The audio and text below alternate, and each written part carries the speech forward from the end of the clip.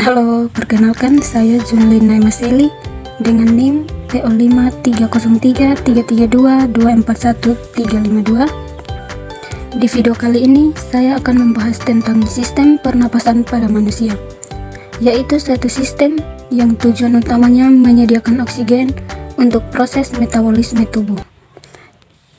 Nah, untuk memahami sistem pernapasan secara utuh, bagian-bagian dan fungsi dari penyusun sistem pernapasan, yang pertama yaitu hidung. Udara pertama kali masuk ke pernapasan melalui lubang hidung dengan mekanisme inspirasi. Di rongga hidung, udara kemudian disaring oleh rambut-rambut hidung dari partikel-partikel debu yang menyertai udara yang masuk. Nah, selain itu, udara juga akan dihangatkan dan akan dilembabkan agar sesuai dengan suhu tubuh. Dari rongga hidung, udara selanjutnya mengarah ke faring, yaitu persilangan tempat jalur udara dan makanan bertemu. Jadi, pada faring ini adalah tempat dilaluinya udara, pernapasan, dan makanan yang berasal dari mulut. Setelah melalui faring, udara akan memasuki laring di belakang lidah, dan di depan laring terdapat epiglotis yang berfungsi mengatur masuknya udara dan makanan ke salurannya masing-masing. Ketika makanan ditela, laring bergerak ke atas dan mendorong epiglotis sehingga menutupi glotis. Glotis ini adalah bukan trakea atau tenggorokan. Hal ini memungkinkan makanan esofagus menuju ke lambung. Ketika makanan turun menuju lambung, glotis terbuka, sehingga dapat memungkinkan udara pernapasan masuk ke laring yang merupakan bagian atas dari saluran pernapasan. Di laring juga terdapat kotak suara yang dihembuskan dari dalam keluar, mengalir cepat dari pita suara, yaitu sepasang pita otoklatis di dalam laring. Suara dihasilkan ketika otot-otot di dalam kotak suara menegang atau kontraksi, yang kemudian merentangkan pita suara sehingga berinspirasi atau bergetar.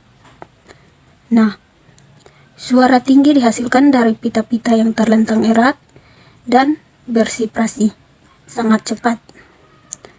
Sedangkan suara rendah berasal dari pita suara yang tak begitu tegang dan bervibrasi secara lambat.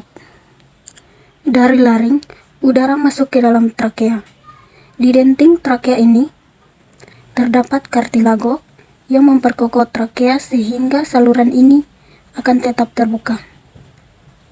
Selain itu, terdapat epitelium yang melapisi trakea hingga bronkus. Epitelium ini ditutupi oleh filia pada permukaannya dan selapis bronkus. Nah, bronkus ini berfungsi untuk merangkap debu dan kontaminan-kontaminan lainnya yang lolos dari rongga hidung. Filia ini berdenyut dan bergerak seperti ombak, menggerakkan bronkus ke atas menuju faring. Tempat bungkus tersebut akan ditela atau dibuang dengan sengaja keluar melalui mulut. Proses ini dinamakan eskalator mulut, mukus, yaitu proses yang memainkan peran penting dalam membersihkan sistem pernapasan. Dari trakea, selanjutnya terdapat dua cabang yang disebut cabang bronkus. Bronkus ini masing-masing mengarah ke salah satu dari paru-paru. Bronkus bercabang-cabang lagi di dalam paru-paru menjadi saluran-saluran kecil yang disebut bronkiolus. Udara kemudian memasuki alveoli. Kumpulan dari alveoli disebut alveolus, yang merupakan kantung udara di ujung bronkiolus. Oksigen dari udara yang memasuki alveoli akan terlarut di dalam selaput lembab yang melapisi permukaan dalam alveoli, dan kemudian akan berdifusi dengan cepat melintasi epitelium dalam kapiler darah yang mengelilingi setiap alveoli.